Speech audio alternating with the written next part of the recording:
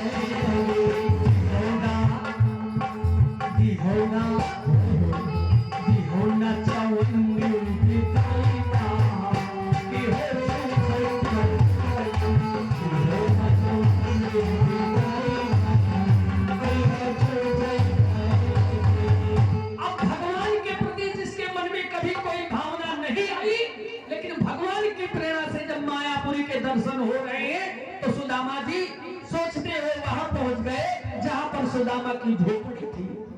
झोपड़ी नहीं, सुशीला नहीं, कहने लगे सुदामा, झोपड़ी मेरी गई, झोपड़ी वाली भी गई,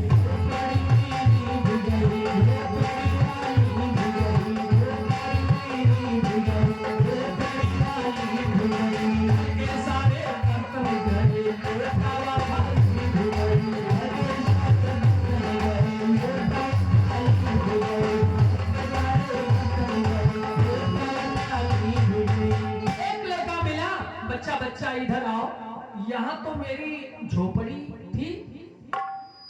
किसकी झोपड़ी? मेरा नाम सुदामा है, यही मेरी झोपड़ी थी। बच्चे ने कहा, सुदामा का ये महल देख रहे हो? सुदामा ने सोचा, ये 15 दिन में ये महल कोई मेरे जाने के बाद सुदामा आ गए क्या? सुदामा तो मैं ही हूँ। पहुंचे उस भवन के पास, जिस प्रकार का वैभव द्वारकाधीश का, उस हिसाब का महल, उस हिसाब का वैभव सुदामा का। द्वारपाल से पूछा, भैया ये किसका भवन है? द्वारपाल ने कहा, ये सुदामा का भवन है। सुदामा जी सोचने लगे कि 15 दिन के अंदर ये भवन निर्माण पर, और ये पहरेदार द्वारपाल, इतना वैभव कहां से आ गया? भगवान ने सोचा कि मेरा मित्र सुदामा व्यथित है, अपनी माया को समाप्त किया। महल के ऊपर सुशीला ने कहा, नाथ, प्रभु द्वारिकाधीश के दर्शन से ही सारे कष्ट दूर हो गए। नाथ, ये प्रभु की महती झलकती कृपा है, याद रखना। देना चाहे करतार जिन्हें सुख, सो तो रहीम डरो नहीं डारो। हम पौरुष क्यों करे, लेकिन धन आवत है बिन हाथ पसारे।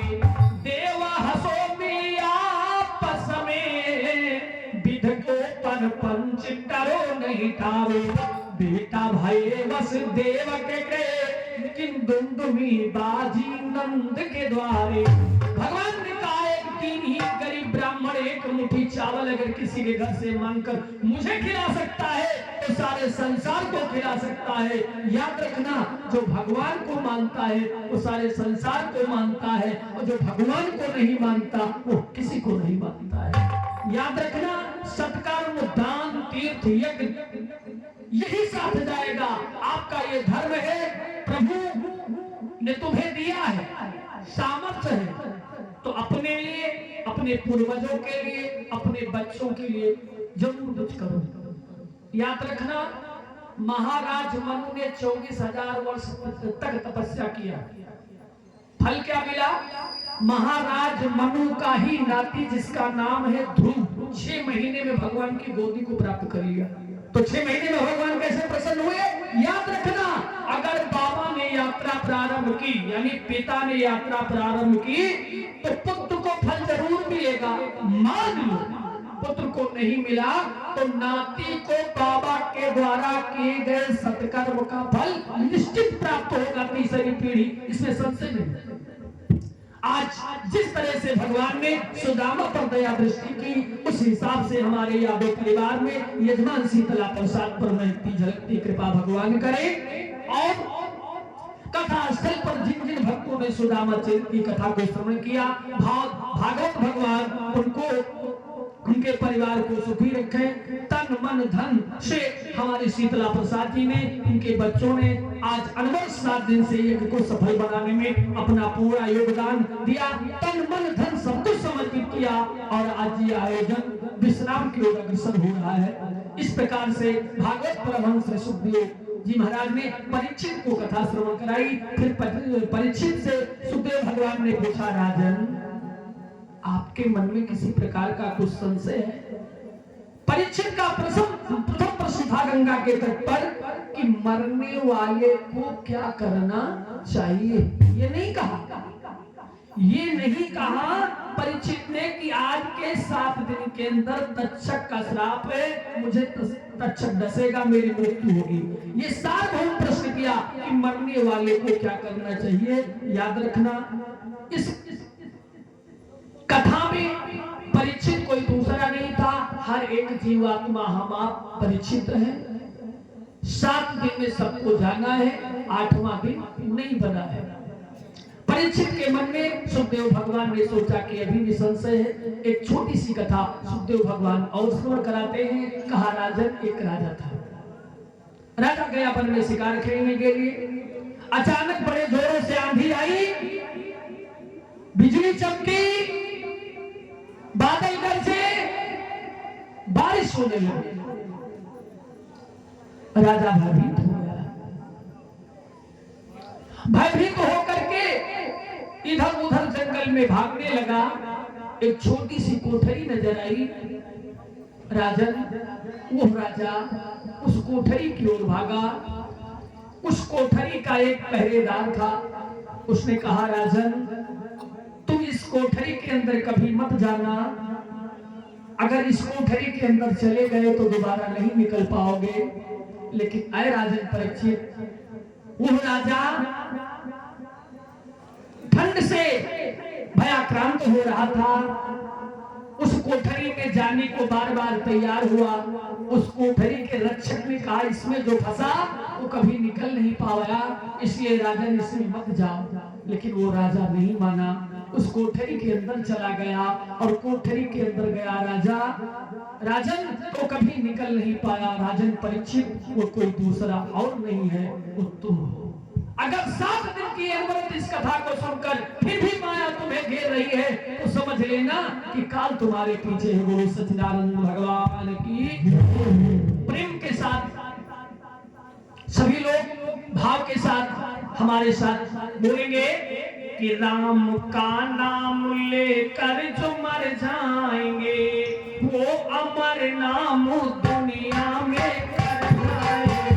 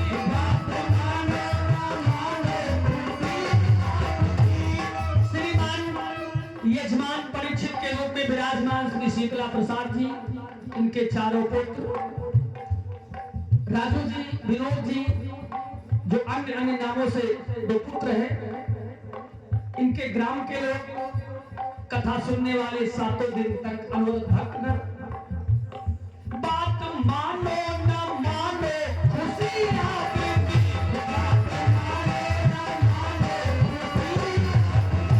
7 दिन तक हमारे आचार्य ने पूजन करवाया, पूजा की विधि बताई, कथा श्रवण कराया। कथा की विधि, पूजा की विधि मानो या न मानो, आप लोगों की खुशी है। बात मानो न मानो खुशी आवेगी, बात मानो न मानो खुशी आवेगी। हम मुसाफिर, हम मुसाफिर, हम मुसाफिर। कथा सुनाया, कल हवन होगी, परसों आपकी बिरादरी का भोज होगा, उसके बाद हम लोगों को जाना है। बात मानो न मानो खुशी आवेगी, बात मानो न मानो खुशी आवेगी। हम मुसाफिर, हम मुसाफिर, हम मुसाफिर हैं, हम कब के घर जाएंगे। हम मुसाफिर हैं, हम घर जाएंगे। हम मुसाफिर हैं, हम घर जाएंगे। हम मुसाफिर हैं, हम अपने घर जाएंगे। हम मुसाफिर हैं, हम अपने घर जाएंगे। बात मानो न मानो खुशी आवेगी, बात मानो न मानो खुशी आवेगी। 7 दिन तक अनवरत ब्रह्म मुहूर्त में वैदिक कर्मकांड के आचार्य अनुराग शुक्ला जी, जो बनारस से आपके इस पूरे किरान की धरती पर पधारे, इनके द्वारा किसी को अपने वचन लगा हो, अपने शब्द लगा हो, तो अपना बालक समझिएगा। और याज्ञिक आचार्य द्वारा कराए गए पूजन को समझ में आया होगा, तो इनकी आज्ञाओं का पालन करें। 7 दिन तक अनवरत गंगागढ़ से पधारे ढोलक पर संगत कर रहे और देश पांडे जी द्वारा किसी को अपने वचन लगा हो, तो इनको भी अपना घर का सदस्य मानकर क्षम्य करिएगा। और 7 दिन तक बेंचों पर संगत कर रहे श्री राम किशोर जी द्वारा किसी को अपने वचन लगा हो, तो उसे भी क्षम्य करना। विश्वकर्मा साउंड सर्विस मिर्जागढ़ शंकरगंज से पधारे साउंड सर्विस वाले भैया विश्वकर्मा जी, इनके द्वारा आए हुए कथा प्रेमियों को या यजमान के घर में किसी भी व्यक्ति को कोई अप्रिय वचन लगा हो, तो क्षमा करिएगा। और इस व्यासपीठ द्वारा किसी को कोई अप्रिय बात लगी हो, कथा न समझ में आई हो, भाव न समझ में आया हो, तो अपने मन विचार को प्रभु के चरणों में समर्पित करिएगा।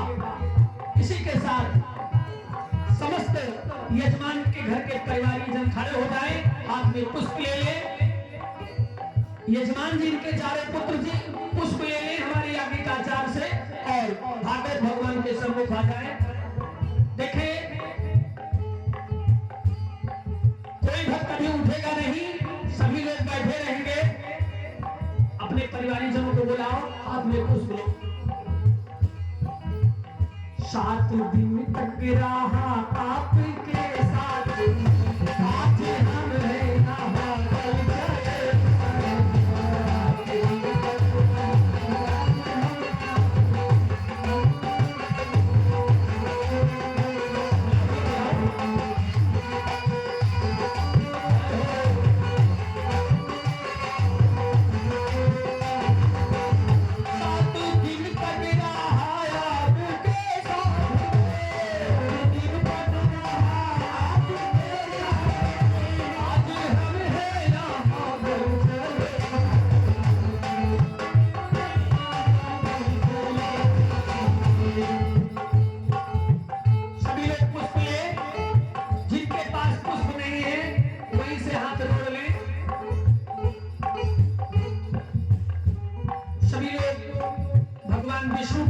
करेंगे, भाववत भगवान का ध्यान करेंगे।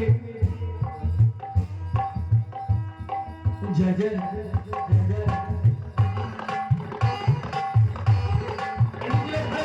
आपने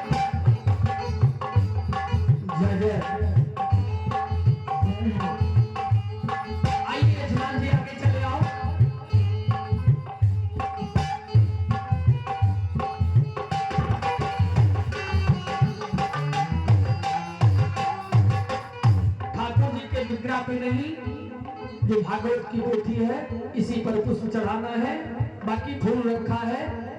कथा आरती के बाद में जिसको भी पुष्प चढ़ा करके भागवत भगवान को प्रणाम करना है, बाद में कर सकता है। सब लोग हाथ जोड़े और 3 बार कहें, ओम हरे परमात्मने नमः, ओम हरे परमात्मने नमः, ओम हरे परमात्मने नमः। कथा विसर्जन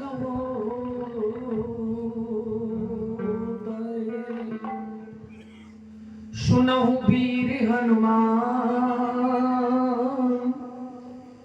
जो जन देव जहाँ ते आए, सब जन करो पयान।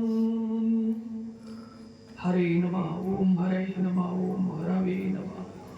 बोले भागवत भगवान की, भगवान की, आज के आनंद की, आनंद छवि घन श्यामा, बोले जय सिया राम।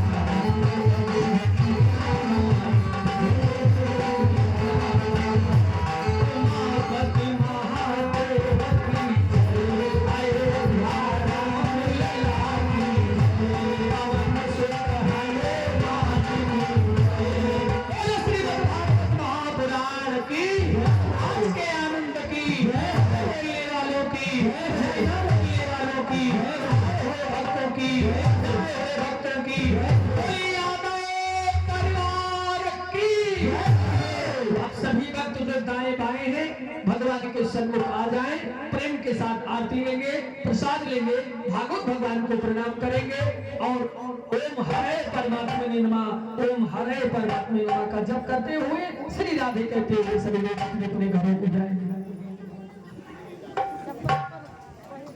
आरार्थिक्यम